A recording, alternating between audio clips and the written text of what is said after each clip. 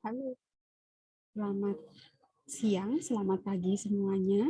Seperti janji Ibu minggu lalu bahwa untuk beberapa ilmu mungkin kalau kita gunakan Zoom, mungkin tidak sampai ke kalian semua.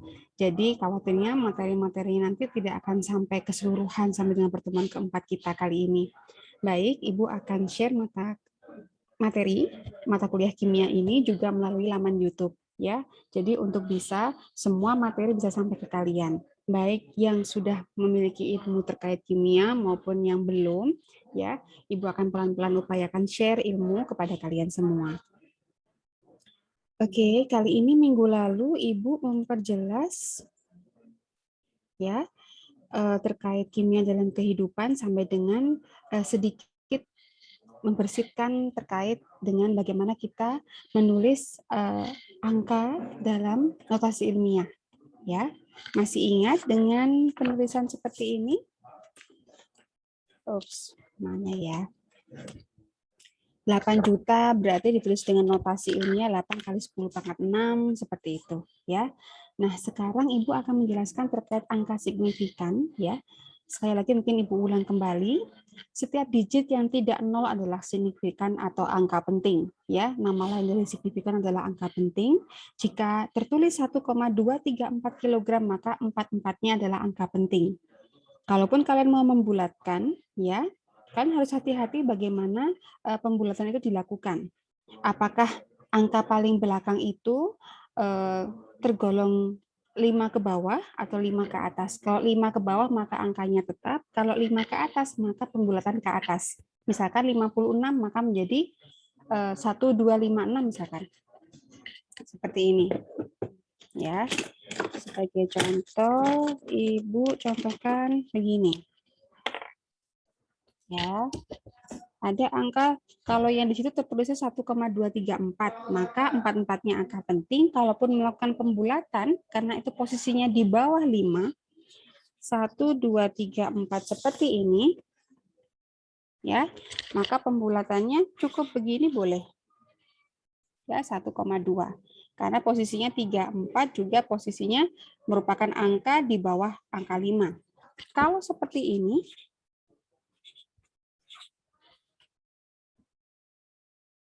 maka kita bisa melakukan pembulatan seperti ini. Ups, maaf. 1,26 ya. Menjadi seperti ini, ups, seperti ini. Oke. Kemudian bisa dibulatkan lagi karena 6 di belakang angka 2 di atas 5 boleh seperti ini. Ya, boleh seperti ini. Oke, saya lanjutkan lagi. 0 di antara digit tidak 0 adalah signifikan, ya. Contohnya seperti ini, ya. 606, 0 di antara angka bukan 0 itu penting karena di sini 0 menunjukkan dia termasuk ratusan, ribuan, puluhan ribu dan seterusnya. Ya. Kemudian 0 di kiri digit tidak 0 pertama tidak signifikan, maksudnya adalah 0 di digit tidak 0 pertama, ya, seperti ini, tidak 0 pertama, ya, atau memang pada dasarnya ketika dia itu memang 0,08, 0,008 itu juga masih satu angka penting, ya, karena angka bukan 0 yang diperhitungkan. Agar angka ini menjadi semua penting, seperti yang Ibu sampaikan minggu lalu, bahwa sebagai contoh di sini, Ibu akan menggunakan warna lain. Oke, warna biru. 0,08. Seperti di situ. Di situ menunjukkan hanya satu angka penting. Padahal pada dasarnya, ketika kita menggunakan misalkan peralatan yang sangat sensitif, sehingga angka di belakang koma itu diperhitungkan. Ya, ketika angka di belakang koma itu berubah sedikit saja, konsentrasinya ikut berubah. Maka yang dilakukan agar semua angka menjadi penting, penulisannya kita ganti menjadi seperti ini. Ya, yang awalnya 0,08 menjadi 8 kali 10 pangkat min 2. Sebenarnya gampang saja. Misalkan, bagaimana caranya untuk menulis menjadi notasi ilmiah seperti itu? Sebagai contoh di sini ada 0,00000831. Kalau dilihat seperti ini, ya, ini hanya 3 angka penting. Padahal di sini menunjukkan angka ketelitian sampai berapa angka di belakang koma itu, bahkan sampai 7 angka di belakang koma. Maka yang dilakukan supaya semua menjadi penting, ya, koma ini kita mundurkan. Seberapa banyak kita cek. Kalau kita mundurnya begini, 1, 2, 3, 4, 5. Mundur 5 langkah seperti ini, maka akan menjadi 8,31 kali 10 pangkat min 5. Banyaknya jumlah yang mundur tadi dari koma awal, kemudian kita mundur sebanyak 5 langkah, maka 5 langkah tersebut menentukan pangkat dari 10 pangkatnya. Dan karena dia mundur di belakang koma, maka dia sifatnya minus. Ya, jika pangkat sifatnya minus, maka angka tersebut adalah angka desimal. Ya, seperti itu. Oke, lanjut lagi. Jika suatu bilangan lebih besar dari 1, maka semua nol yang ditulis di sebelah kanan koma desimal adalah signifikan. Ya, contohnya 2,0. Jika sebelumnya yang di awal, ya, jika sebelumnya yang di awal bukan 0, 1 dan seterusnya lebih dari 1, maka dari sini ke sini menjadi penting semua. Jika yang awal bukan 0. Kalau masalahnya sekarang di depan 0, maka yang enggak, ini semua jadi enggak penting. Yang penting hanya angka bukan 0. Beda lagi dengan pernyataan yang seperti ini. Jika bagian yang paling depan angka paling depan setelah koma ini lebih dari 1 atau 1, maka ke belakang menjadi angka signifikan atau angka penting. Ya, jika angka di sebelah kiri koma bukan 0, 1 atau lebih dari 1, maka semua dari awal sampai setelah koma adalah angka signifikan atau angka penting. Ya. Oke.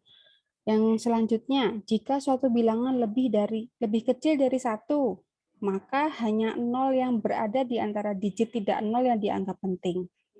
Ya. Di sini, mengapa hanya 3 angka signifikan? Karena tadi di awal, bahwa jika angka awal sebelum koma adalah 0, maka 0 selanjutnya sampai kita ketemu angka bukan 0, maka 0 yang di depan ini menjadi tidak penting. Tapi setelah itu, 4, 2, 0, bahkan nanti ada 0, 0 lagi, maka ke belakang semua menjadi angka penting. Ya, seperti itu. Nah, sekarang kita mencoba bagaimana memahami ini dalam contoh soal. Berapa banyak angka signifikan pada masing-masing pengukuran berikut? Kalau 24, 2 angka penting. 3001. 3001, 0 di antara angka tidak penting, angka 0 di antara angka bukan 0, ya, maaf. Itu berarti 4-4-nya angka signifikan. Kemudian seperti ini yang baru saja kita dalami, bahwa untuk angka di mana sebelum koma ternyata angka 0, maka baru bisa dikatakan itu merupakan angka signifikan setelah angka 0 bertemu dengan angka bukan 0. Selanjutnya menjadi penting semua. 3, 2, 0 itu yang penting. 6,4 kali 10 pangkat 4. Ya. Jadi kita buat agar 6,4-nya ini menjadi penting, walaupun pada dasarnya 10 pangkat 4 itu memang tidak dihiraukan, tapi itu juga merupakan bagian penting ketika kita nanti melakukan formulasi. Ya, memang pada dasarnya depannya aja yang kita lihat. Asalkan kita boleh melihat angka signifikannya saja, 6,4, 8,31, asalkan kali 10 pangkatnya ini semua harus sama. Kalau misalkan ada yang berbeda, misalkan begini, ada sebaran data begini, 6,4 kali 10 pangkat 4, 2,3 kali 10 pangkat 4, 1,8 kali 10 pangkat min 4. Lihat di sini. Ya. Kalau misalkan posisinya 1 dan 2 ini masih bisa kita pakai. Tapi yang ke bawah ini jelas-jelas sangat berbeda ya. Dari yang pangkat 4 menjadi pangkat min 4. beda itu angkanya. Ya, ini bahkan ini sampai ratusan bahkan ribuan, ini 0, jelas itu merupakan sebaran data yang terlampau jauh. Jadi itu menjadi hal yang signifikan untuk kita bahas. Ya, kemudian di sini, kenapa kok 560 adalah angka hanya 2 angka signifikan? Di sini ada beberapa kerancuan yang mungkin jarang digunakan, ya, bahwa 0 karena itu merupakan angka ratusan, maka 56 menjadi angka penting. Ini sebenarnya hal yang tidak boleh kita lakukan, ya. Tapi ada beberapa pengukuran yang menunjukkan di sini hanya 2 angka penting saja, ya. Ini untuk pernyataan yang terakhir ini termasuk tergolong ambigu, ya. Jadi lebih baik tidak kita gunakan. Oke. Kemudian untuk angka signifikan ini biasanya juga kita gunakan sebagai dasar penambahan atau pengurangan. Ya, seperti ini. Dan juga digunakan untuk dasar pembulatan sebenarnya. Ya. Oke, pengkalian atau pembagian juga sama. Ya. Jumlah angka signifikan juga mempengaruhi hasil. Kalau misalkan memang di awal ditentukan 3 angka signifikan, maka hasil dari perkalian maupun pembagian juga harus jumlahnya sama. Ya, seperti itu maksudnya. Kalau memang di awal ada 3 angka signifikan, maka di akhir juga ada 3 angka signifikan. Oke. Kemudian ada bilangan eksak.